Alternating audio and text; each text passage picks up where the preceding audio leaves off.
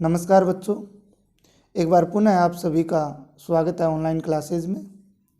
प्यारे बच्चों, जैसा कि आप सभी को पता है, कल 1 फरवरी को आपके विद्यालय पुनः शुरू हो रहे हैं। तो आप सभी को जो पीछे समय था उसी समय के अनुसार विद्यालय नियमित रूप से आना है। प्यारे बच्चों, आज हम पीछे वाले वीडियो लेक्चर को आगे बढ़ाएंगे, जिसमें हमने न्यूटन की गति का प्रथम नियम समझा था। न्यूटन की गति का प्रथम नियम हम लोगों ने समझा था और उस गति के नियम में हमने बहुत सारी मुख्य बातें की थी। इसमें मैंने आप सभी को बताया था गति के प्रथम नियम को जड़त्व का नियम भी कहा जाता है। किसका नियम कहा जाता है प्यारे बच्चों? जड़त्व का नियम भी कहा जाता है। तो ये एक मुख्य बात थी। जड़त्व क्या होता है इसकी बात हमने की। अब बात करते हैं जड़त्व के प्रकार। प्यारे बच्चों, जड़त्व मुख्य रूप से 3 प्रकार का होता है। अब आपको जड़त्व को जानना है तो आप पीछे वाला वीडियो जो है वो देख सकते हो। प्यारे बच्चों, हम लोग बात करते हैं जड़त्व के प्रकारों की बात जो है वो करते हैं। जड़त्व के प्रकारों की जब बात करते हैं तो जड़त्व के 3 प्रकार होते हैं। पहला है विराम का जड़त्व, कहने का मतलब विरामावस्था में जड़त्व। दूसरा गति का जड़त्व, जो वस्तु गतिशील हो, गतिशील अवस्था में जड़त्व। इसके बाद में दिशा का जड़त्व है, जिस दिशा में जड़त्व लग रहा है उसकी बात कर रहा है। तो मुख्य रूप से जड़त्व जो है वो कितने प्रकार का होता है? 3 प्रकार का होता है। हम पहले की बात करते हैं प्यारे बच्चों। विराम का जड़त्व बता दिया मैंने आपको, विरामा गति से संबंधित, गतिशील अवस्था से, दिशा का मतलब डायरेक्शन से संबंधित जड़त्व, दिशा का जड़त्व कहलाता है। बात करते हैं उदाहरण की। जड़त्व के कुछ उदाहरणों की बात कर लेते हैं कि जड़त्व के जो हैं वो उदाहरण क्या होते हैं। प्यारे बच्चों, सबसे पहले कार में यात्रा। जब हम किसी कार में यात्रा करते हैं तो चलती हुई कार के सापेक्ष हमारा शरीर गति की अवस्था में रहता है, परंतु जब ब्रेक लगाया जाता है तो गाड़ी के साथ साथ सीट भी विराम अवस्था में आ जाती है, परंतु हमारा शरीर जड़त्व के कारण गतिज अवस्था में ही बना रहना चाहता है। इसलिए हमारा शरीर ब्रेक लगने पर आगे की तरफ तेजी से झुकता है। इससे हमें गहरी चोट भी लग सकती है, यहाँ तक कि मृत्यु भी हो सकती है। यही कारण है कि कार में यात्रा करते समय सुरक्षा बेल्ट का प्रयोग करना चाहिए। ये सुरक्षा बेल्ट हमारे आगे बढ़ने की गति को धीमा कर देता है। कहने का मतलब है यहाँ पे कि जब भी कोई वस्तु गतिशील होती है तो वो गतिशील अवस्था में बनी रहना चाहती है। ठीक है, जड़त्व लगता है तो कार तो रुक जाती है और जो स्थिर अवस्था में बैठा हुआ व्यक्ति आगे की तरफ झुकता है। ठीक है, उसके लिए ही सीट बेल्ट का जो प्रयोग है वो किया जाता है। दूसरे उदाहरण की ओर चलते हैं। दूसरा उदाहरण प्यारे बच्चों है बस में खड़ा होना। जब हम मोटर बस में खड़े होते हैं एवं मोटर बस अचानक चल पड़ती है, इस स्थिति में हम पीछे की ओर झुक जाते हैं।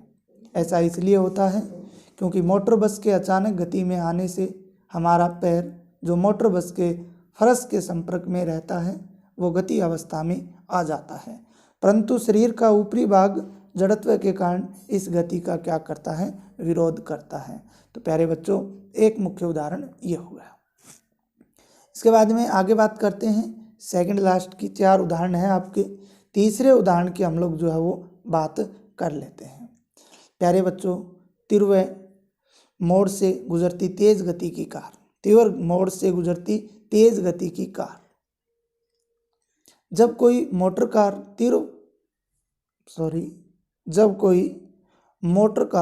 तीव्र गति के साथ किसी तीक्ष्ण मोड़ पर मुड़ती है तो हम एक ओर झुकने लगते हैं। इसे भी जड़त्व के नियम से समझा जा सकता है। हमारा शरीर अपनी एक सरल रेखीय गति को बनाए रखता है।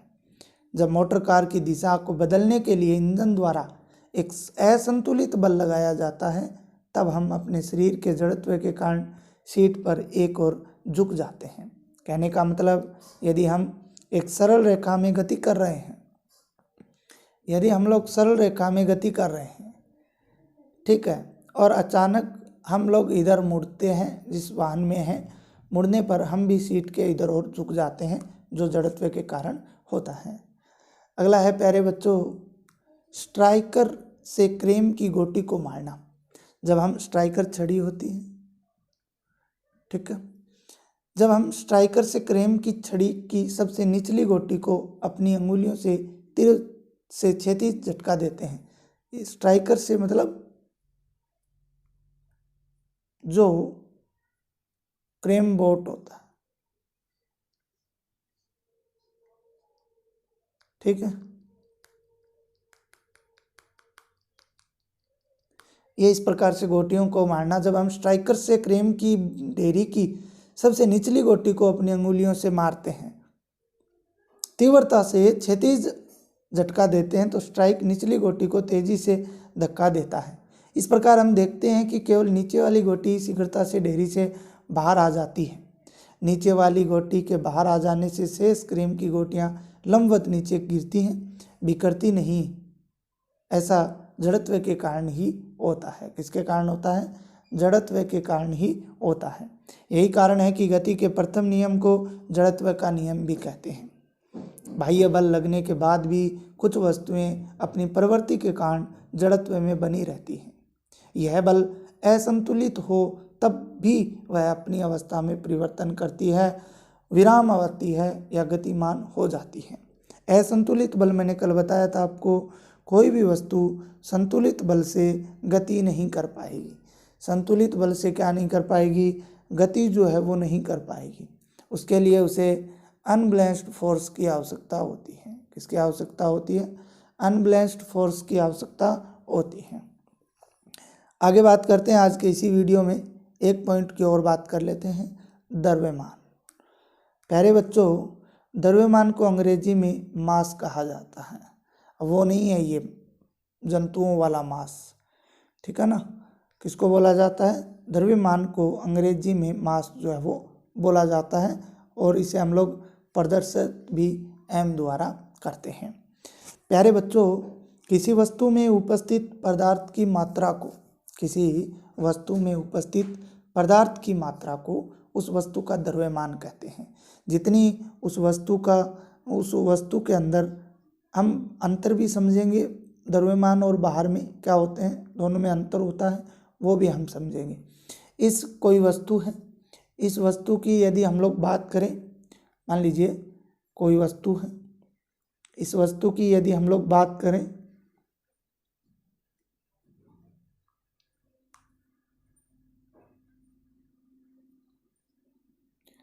ये कोई वस्तु है,